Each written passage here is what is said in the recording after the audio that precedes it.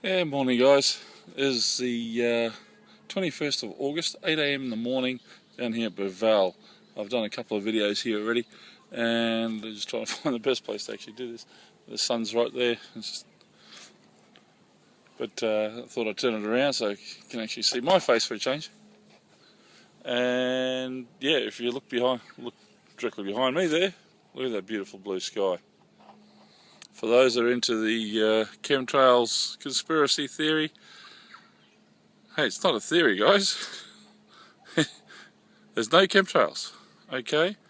In your countries, if you see lines up there that are created by planes, that is a chemtrail, because planes don't have vapour pouring out of the back of them unless they want it to. Okay, planes are very clean, as I've described before. If anybody's ever gone to an aerodrome, to an airport, and had a look at the planes today and watched them take off, the ones that do not have chemicals spewing out of the back of them are very, very clean. That's the way they made them. Like back in the 70s, you get some of the old videos from the 70s, you can see tons of the black oily smoke coming out of the back of the planes as they take off, especially with the first 747s.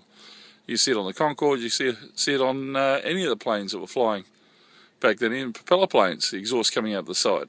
Very filthy. But today, they've made them so clean, they've put all the silencers on, they're very quiet. Back in the 70s, you watch a plane take off, it almost deafen you if you were too close, as they power up to take off. Nowadays, you stand right next to the thing, you can hardly hear it. So, you know, the technology we have is good. They are very, very clean. If you see chemtrails, you see supposed vapor trails, you know, look up there. Look at the sky. You see supposed vapor trails. They're only supposed vapor trails. They are chemical trails.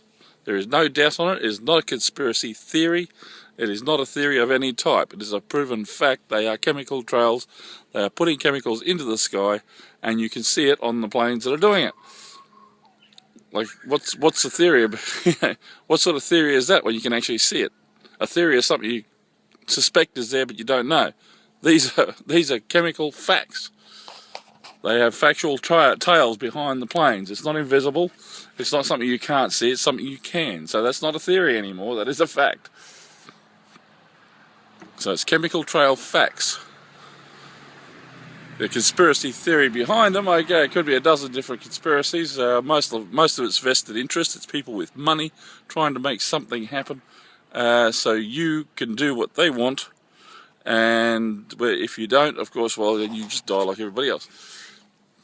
The other thing you have to worry about, of course, even with this beautiful blue sky, the radiation from Fukushima, whether you like it or not, it's there. Every country in the world is suffering from it. There are already Geiger counters going off around the world. I've been watching all my different sites on Facebook and YouTube. And you know, you can get on there, you can see stuff happening right today, this very minute, that people are putting down on YouTube and on Facebook of scientists and the monitoring stations telling you, yeah, we've got serious problems coming. They can detect it now. It's 2.5 years later and it's still spewing out. You know, Chernobyl spewed out for a little while. And then they finally got a big concrete cover over it, which is breaking down. They've got to put another one over it. And the heroes there, the guys that sacrificed themselves to stop Chernobyl going nuclear, my hat's off to them. Some of the stuff I've seen from Chernobyl, those guys, incredibly brave. Well, there's not much of a choice. There's either them or the whole world. So they sacrificed themselves, and I thank them very much for it, and you should too. Same as the guys in Fukushima. There's a lot of guys there that sacrificed their lives to stop these things from going as bad as they could have gone. But unfortunately, the damage that was done, you know, irreparable. They can't get a sarcophagus over the top of it. They're right on the ocean. You know, there's nothing they can do. It's in the water, groundwater now. It's melted down into the dirt, and you can't get anything on top of it anymore. It's too far down. It's not like in Chernobyl where there is no water around, and it gets through the water table. They can throw more and more hundreds of thousands of tons of concrete on it and bury it. Now they can't do that in Fukushima. Japan is a weird and wonderful island of its own, with lots of waterways underneath it, lots of other problems that they didn't allow for, and the breeder reactors they were making, they've been using are just the wrong ones, as simple as that. And this one's gone bad. There's what more can you do? We've now got to protect ourselves. I imagine we'll all look like the Muslims soon, as we all wear the radiation suits that they've made part of their lives from the atomic warfare they had back 10,000, 15,000 years ago. And you have a look at the Muslim outfits that the women wear and the children wear, and I tell you, they are so close to atomic, or should I say, radiation suits. You can see how they made them part of their lives, and that's how they got the fashion they have today. You go have a look at what a radiation suit looks like today, and there's not much of a difference between what the Muslim women wear and the radiation suit. There really isn't. So whether you want to believe that we've had nuclear war before or not, doesn't matter. The proof is there. The outfits they wear are a copy of a radiation suit that was some 10,000 years ago. So it must have happened, and there are traces of it. They've done research on it. The geologists and scientists have found that sort of information decades ago, but of course they're not releasing it. Well, not so much they're not releasing it, it's not allowed to be released, such as many other things I know of, which of course, even today, you're dead pretty soon after you release some of that information. But the reactor incident at Fukushima, we all know about, and yes, there have been some people that have unfortunately died at Fukushima, and some that have died since from trying to get information out and they weren't allowed to. These are not conspiracy theories. There is no theory that Fukushima is leaking radiation. That is not a theory, that is a fact. There is no theory that there's people with big money out there trying to make sure that you think it's only a theory and not a fact, but they are out there and they will do whatever they can to protect their interests.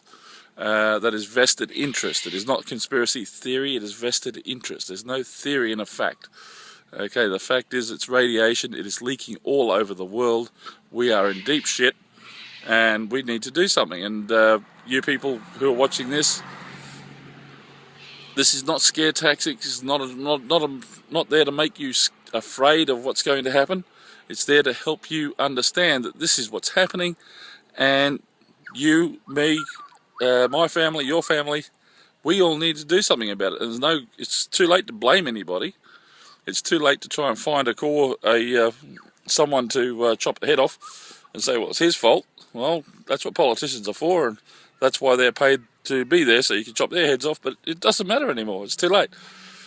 The damage is done. We now have radiation we have to deal with, and for those all on the west coast of the North American continent, right up to Alaska, you are in serious deep shit.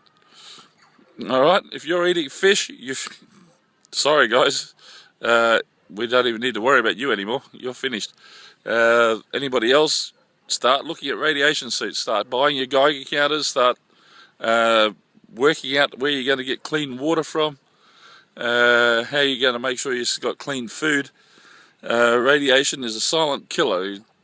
You can have a look through the history of nuclear warfare and atomic reactors and the results and the birth defects and deformations that have happened since Chernobyl, and what's already happening in Japan. They're already having high incidence of birth defects. All the people in Japan, it's too late to evacuate them. They're all toxic. They're all poisoned with radiation, and sorry to say, best of luck to you. And I don't know. The only thing I can think of is the technologies that have not been allowed to surface as yet, which can save people from radiation poisoning.